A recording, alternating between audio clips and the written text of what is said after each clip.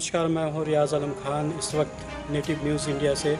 और जैसा कि आपको पता है, बिहार राज्य के अंदर अभी पंचायत चुनाव चल रहा है। उसी पंचायत चुनाव के सिलसिले में हम जो है आपसे बात कर रहे हैं। और यानी जो मुखिया प्रत्याशी हैं, उनके घर के लोग इस वक्त मौजूद हैं और उनके मोहल्ले के लोग मौजूद हैं। इनका कुछ आरोप है जो इनके अगेंस्ट में, यानी जो इनके एंटी जो कैंडिडेट हैं उनके खिलाफ़, कि उन लोगों ने कुछ ऐसी बातें कही हैं जो सांप्रदायिकता को बढ़ावा देता है।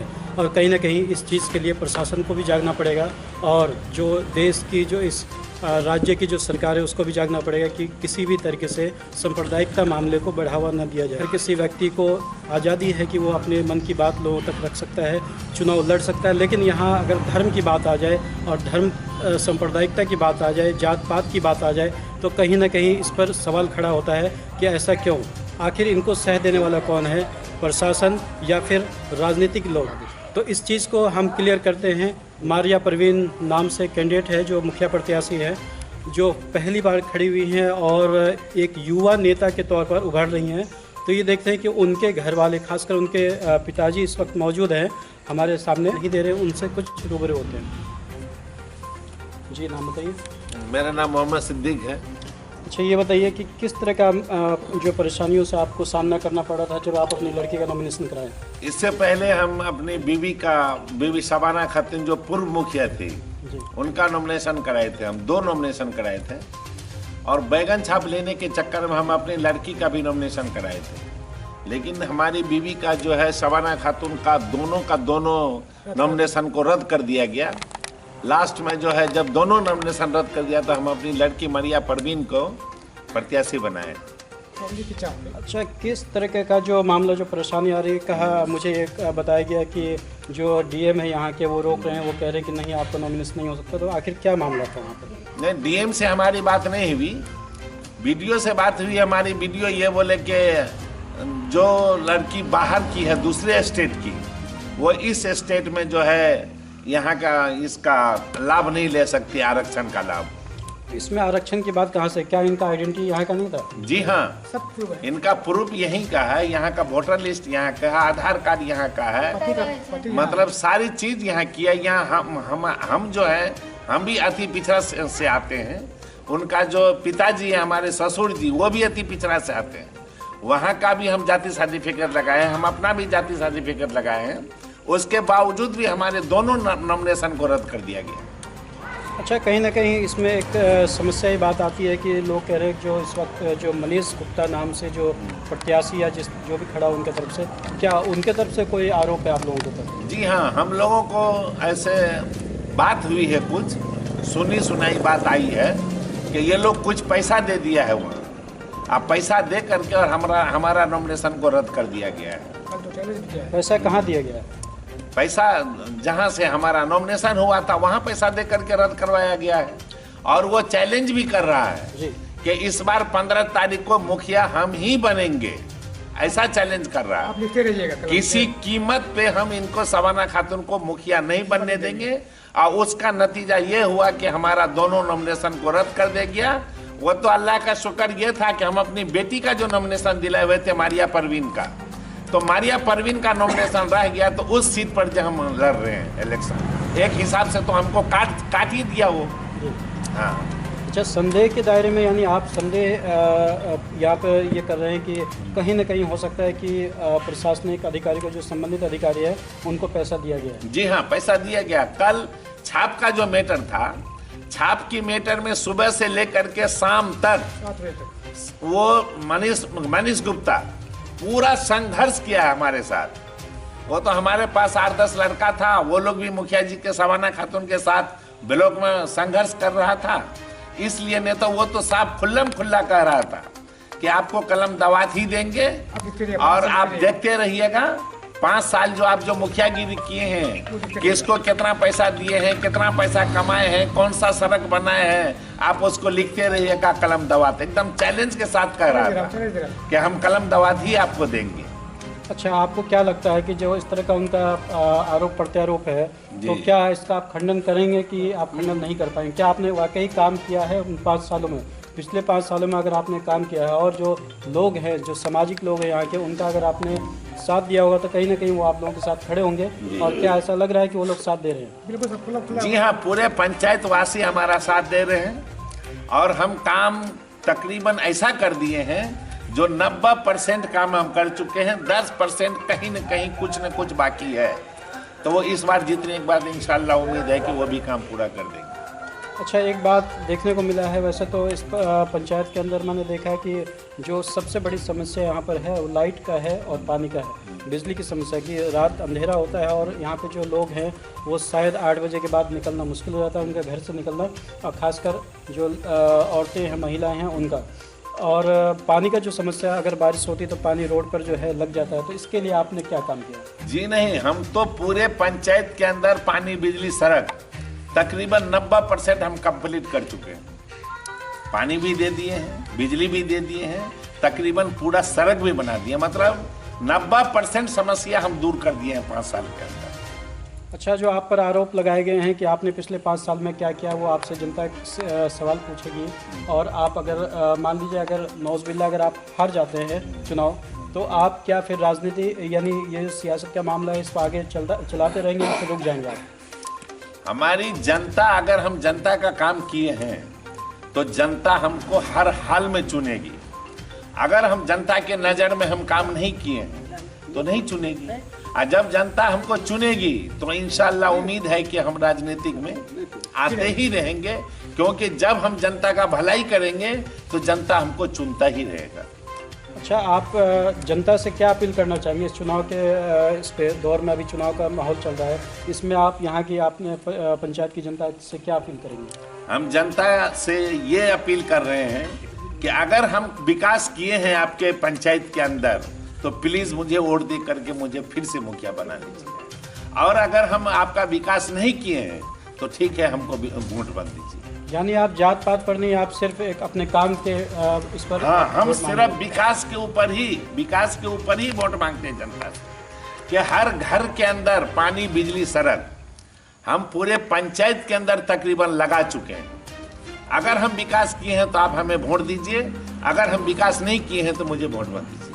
अच्छा, आपके पंचायत से एक मामला आया था मेरे पास, जो स्कूल का कोई मामला उठा था, जो शायद स्कूल की ज़मीन को कुछ लोग बेचना चाह रहे थे, तो क्या इस पर आपने ज़मीन माफियाओं के खिलाफ कुछ कार्रवाई किया? जी नहीं, जमीन बेचना नहीं चाह रहे थे।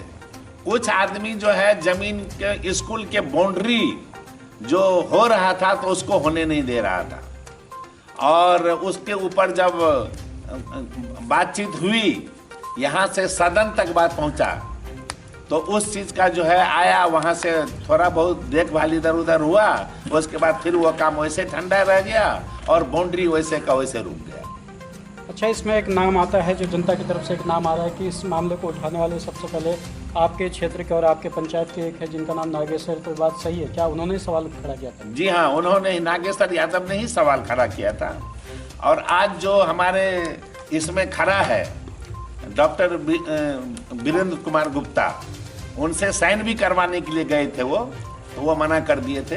एक है मोहन मंडल के पिताजी, जिनका नाम है लच्छन अमीन बोला जाता है, तो उनसे भी साइन कराने गया था तो वो भी मना कर दिए थे। लेकिन जब मेरे पास आया, बोले आप अपने पंचायत का धरोहर को बचाना चाहते हैं?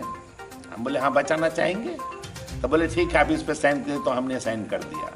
जो आदमी अपने पंचायत के धरोहर को ही उड़ा देना चाहता है राजनीतिक के तहत, और वहाँ हमारे जो है +2 है, हमारे पूरे पंचायत में हाई स्कूल नहीं था, इस बार हाई स्कूल बनाया गया, और उस चीज़ को रुकावट दे रहा है, तो वहाँ दारू शराब भी सुनते हैं बेचा जा रहा है। तो हमें उम्मीद है कि वो आदमी को मुखिया में खड़ा होना ठीक नहीं है। अच्छा, एक बात यहाँ पर आता है, सवाल खड़ा होता है कि जिस तरह से मनीष गुप्ता जो आपके एंटी हैं, आपके लोकल प्रत्याशी यहाँ पर मारिया प्रवीण, तो उनके एंटी में मनीष गुप्ता जी के कोई भी कैंडिडेट या मनीष गुप्ता खुद हैं, ठीक है? तो यहाँ पे सवाल ये खड़ा होता है कि क्या यहाँ जात पात को लेकर के या धर्म को लेकर के चुनाव लड़ा जा रहा है? नहीं, कोई जात पात, कोई धर्म को लेकर के नहीं जा रहा। हाँ, वो लोग ये प्रचार कर रहा है पंचायत के अंदर कि मुसलमान कोड दे करके क्या पाकिस्तान बनाओगे, इस तरीके का प्रचार कर रहा वो। लेकिन हम ये कह रहे हैं हर जनता को, अगले बार भी बोले थे हम, कि अगर वो लोग ये प्रचार कर रहा है कि मुसलमान को वोट दे करके पाकिस्तान बनाओगे, तो हम ये बोले थे जनता को, पूरे पंचायत में जहां भी जो भी मंदिर बनाओगे, हर मंदिर में हम मदद करेंगे। और उम्मीद है कि इंशाअल्लाह जितना भी मंदिर बनाया गया है, हर दरवाजे पे, हर मंदिर में तकरीबन जितना भी बजरंग बली का मंदिर है, महादेव का मंदिर है, ब्रह्म बाबा का मंदिर है, हर मंदिर में हम मदद किए।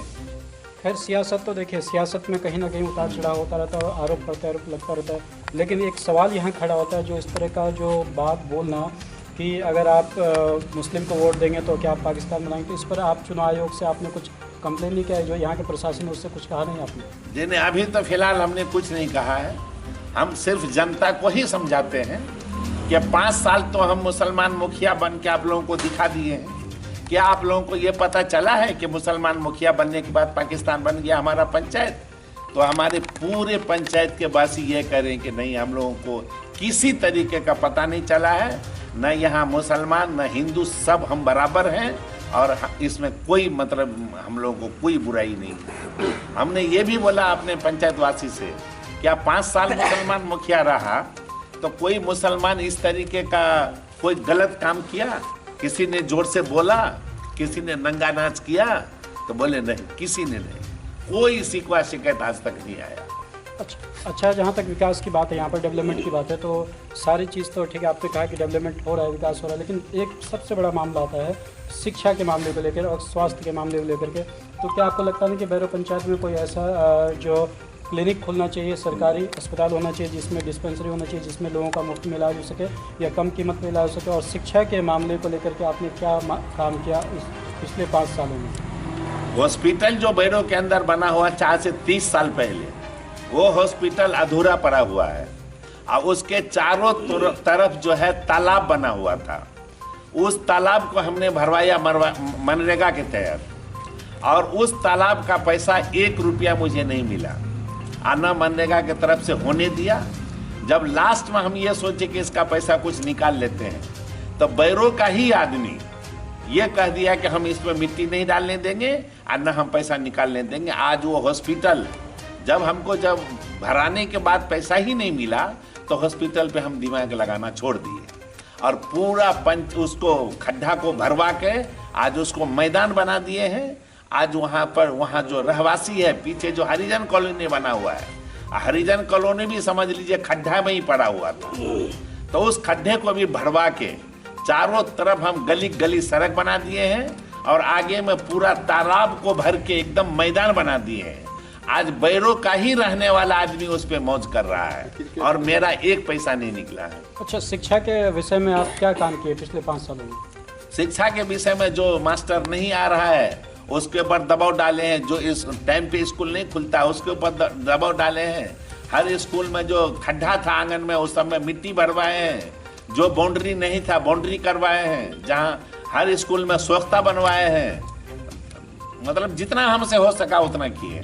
अच्छा, जहाँ तक एक बात आती है सामने शिक्षा के मामले को लेकर के, मैं देखा है कई स्कूल का मैंने दौरा किया। उस दौरे में ये देखा कि जो यहाँ के जो अध्यापकगण हैं, जो टीचर है, अक्सर वो अपने वक्त में जो है सोए रहते हैं या फिर वो आराम करते हैं या फिर वो क्रिकेट सुनते रहते हैं। तो इस मामले को आप मुझे बताइए, इस पर आप लोगों ने क्या एक्शन लिया है? नहीं, ऐसा तो हमने नहीं देखा। हम जहाँ जहाँ भी घूमे हैं तो कोई अध्यापक को हमने नहीं देखा है। अक्सर मैंने देखा, अक्सर आपके पंचायत में कई जगह मैं घूमा हूँ, अक्सर टीचरों को ये बात भी नहीं पता है कि अभी बच्चों के लिए जो है क्या वहाँ से रिकमेंड किया गया है शिक्षा विभाग से। अक्सर टीचरों को नहीं पता है, ठीक है, जैसे उनका वजीफा का, या अक्सर यहाँ पर एक मामला खानापूर्ति वाली बात होती है कि जितने भी टीचर होते हैं वो सिर्फ इस चक्कर में लगे रहते हैं कि स्कॉलरशिप यानी वजीफा का जो पैसा बच्चों का आता है किस तरह से हमारे पास जाए। इस तरह का बहुत मामला है। अगर आप पिछले 5 सालों के आगे अगर नज़र डालेंगे तो आपके यहाँ से ऐसे बहुत सारे अध्यापक पकड़े गए, उन पर केस भी, नाम नहीं लेना चाहता हूँ मैं, उन पर केस भी हुआ, वो आज भी वो मामला लंबित है। तो मैं ऐसे ही अध्यापकों के बारे में बात कर रहा हूँ आपसे। हमने तो ऐसा मामला नहीं देखा है। हम तो हर स्कूल में जाते हैं तकरीबन, लेकिन हम ये मामला नहीं देखा। हाँ, ये मामला देखा है कि खिचड़ी वाला जो मामला है इसका शिकायत मिलती रहती है हमें। इसके बारे में हम जाके बार बार दबाव डालते हैं, लेकिन उसमें सुधार नहीं आ रहा है। इटहरी तो आपके पंचायत में आता था, क्या आपने इटहरी के अंदर कभी दौरा किया है? जी हाँ, दौरा किए हैं। वहाँ पे बहुत सारे ऐसे टीचर हैं जो नहीं आते हैं। हाँ, ऐसा भी है। तो आपने उनके ऊपर क्या कार्रवाई किया है? अभी कुछ नहीं किए। उसमें बहुत सारे टीचरों के नाम लिस्ट है मेरे पास, और वहाँ के जो हेडमास्टर वो भी मुझे जानते हैं, लेकिन मैं उन सब के नाम नहीं बोलना चाहता हूँ। तो मैं ये कहूँगा कि आपके इस 5 साल जो आगे 5 साल भविष्य में जो आपके साथ आने वाला है, अगर आप जीत के आते हैं तो क्या शिक्षा के मुद्दे पर आप बात करेंगे? हाँ, इंशाल्लाह इस बार अगर हम जीत के आते हैं तो इस चीज़ पे पूरे का पूरे ध्यान देंगे। इसके अलावा जो आपने कहा स्वास्थ्य सेवा को लेकर के, स्वास्थ्य मामलों को लेकर के, तो जो हॉस्पिटल की बात आप करें, अस्पताल की बात करें, तो क्या उस पर आप काम करेंगे? जी हाँ, हॉस्पिटल के लिए कई बार हम विजेंद्र बाबू के पास गए। विजेंद्र बाबू सिर्फ मुझे इतना ही आश्वासन देता रहा कि कहीं नया जगह ढूंढिए, नया बनाने का कोशिश कीजिए, पुराने विवादित जगह को आप छोड़ दीजिए। तो हम धीरे धीरे करते करते जब हम सरकार भवन का जमीन को तैयार किए हम, तो फिर सरकार भवन भी, उसमें भी बेड़ों के आदमी कुछ राजनीतिक लगा करके और उसको भी रोक दिया गया। सरकार भवन अभी तक हमारा नहीं बना। फिर हम मुखिया जी को मुख्यमंत्री के पास भेजे। वहाँ जाने के बाद वहाँ आवेदन लगवाए। आवेदन वहाँ से 5 चिट्ठी आया हमारे जिला के अंदर, लेकिन पांचों चिट्ठी को दबा दिया गया। लास्ट में डायरेक्ट वहाँ से बीबी सबाना खातून के नाम पे चिट्ठी आया। तब जाकर के वो चिट्ठी मुझे मिली। जब वो चिट्ठी मिली तब जाकर के हम दिखाए वहाँ, और दिखाने के बाद फिर वहाँ से जब जांच आया ज़मीन पे, वहाँ कह दिया गया जिला के अंदर कि जिस ज़मीन पे मुखिया जी सरकार भवन बनाना चाहते हैं वो ज़मीन पोखर बना हुआ है। आज जब वो एक कालीचरण नाम के जो है वो आकर जब जांच किए तो देखे नहीं, ज़मीन सूखा पड़ा हुआ है, मैदान है, और इसमें अभी भी सरकार भवन बनाया जा सकता है। लेकिन कुछ राजनीति के तहत हमारे सरकार भवन 2 साल पहले बन गया होता था, लेकिन राजनीति के तहत उसको रोक दिया गया है, अभी तक नहीं बना है। जबकि मुख्यमंत्री के यहाँ से कई बार मुझे चिट्ठी भी आ चुका है डीएम को कि सरकार भवन बनाने का आदेश दिया जाए वहाँ, लेकिन वो चीज़ हमको अभी तक आदेश भी नहीं मिला है। और जब तक आचार संहिता लग गया, आचार संहिता लगने के बाद तो फिर काम योजना नहीं खोल सकते हैं। तो उम्मीद है कि इंशाल्लाह इस बार जीतने के बाद सरकार भवन हर हाल में बनेगा। एक आखिरी सवाल है आपसे, जो एक बेसिक चीज़ों से जुड़ा हुआ है, लोगों के फंडामेंटल राइट है।